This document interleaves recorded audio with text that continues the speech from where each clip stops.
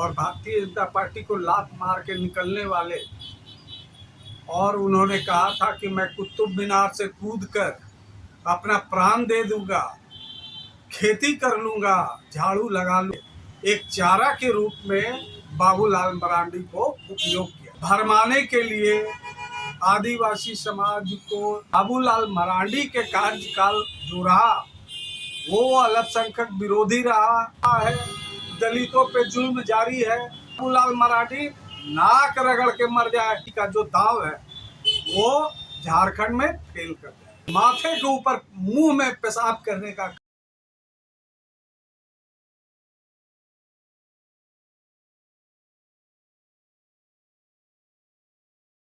नमस्कार, जोहार। आप देख रहे हैं झारखंड स्वतंत्र खबर। अभी हमारे साथ झारखंडी सूचना अधिकार मंच के केंद्रीय अध्यक्ष और हटिया विधानसभा के पूर्व प्रत्याशी विजय शंकर नायक जी हैं। हम इन्हीं से जानते हैं कि अभी जो भाजपा के प्रदेश अध्यक्ष बाबूलाल मरांडी बने हैं झारखंड के प्रदेश अध्यक्ष, उन्हीं के बारे में ये क्या कहते हैं जानते हैं इन्हीं से। क्या कहना है दादा, जो बीजेपी बनाया है बाबूलाल मरांडी को प्रदेश अध्यक्ष, किस लिए बनाया उनको?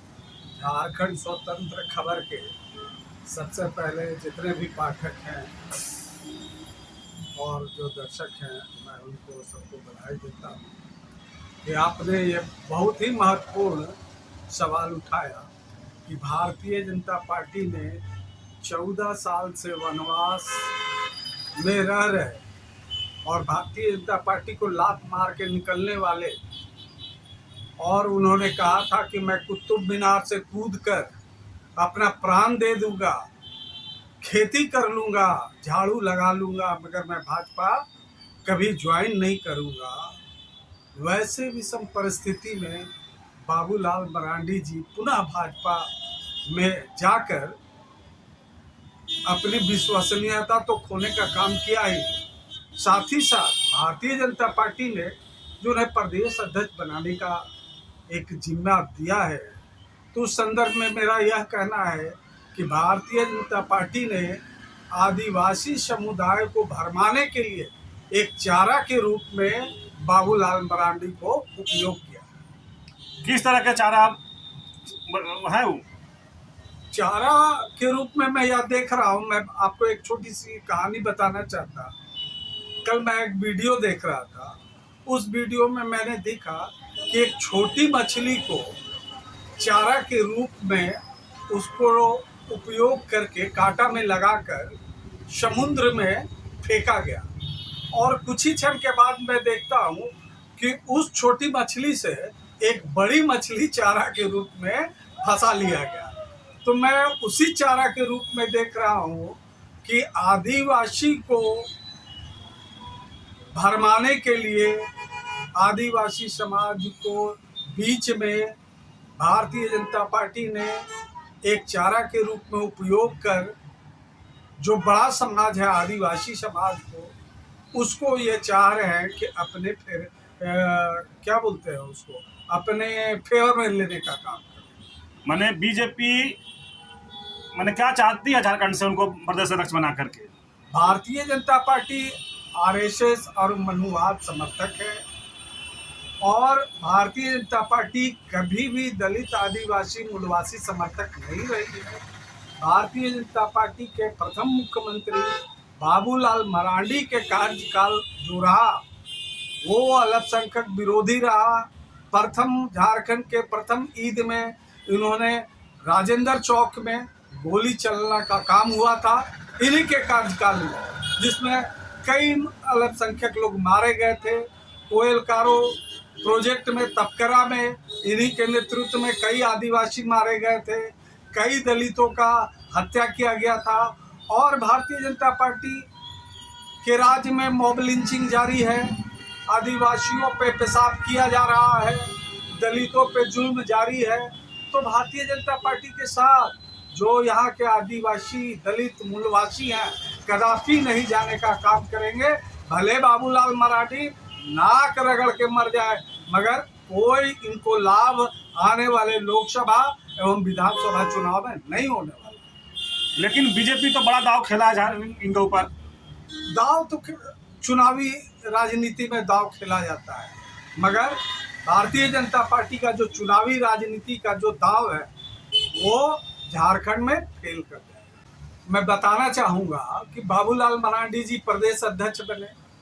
प्रदेश अध्यक्ष बनते ही साथ मध्य प्रदेश में एक आदिवासी युवक पर वहाँ के विधायक प्रतिनिधि भारतीय जनता पार्टी के कार्यकर्ता ने उस आदिवासी नवयुवक के ऊपर माथे के ऊपर मुंह में पेशाब करने का काम किया, मगर बाबूलाल मरांडी ने इस संदर्भ में चुप्पी तक नहीं तोड़ी। और सबसे बड़ा दुख का विषय यह था कि जब भारतीय जनता पार्टी के कार्यालय का जब यहाँ के झारखंड के दलित आदिवासी मूलवासियों ने घेराव करने का काम किया तो इन्होंने कहने का काम किया कि ये सब आदिवासी नहीं है।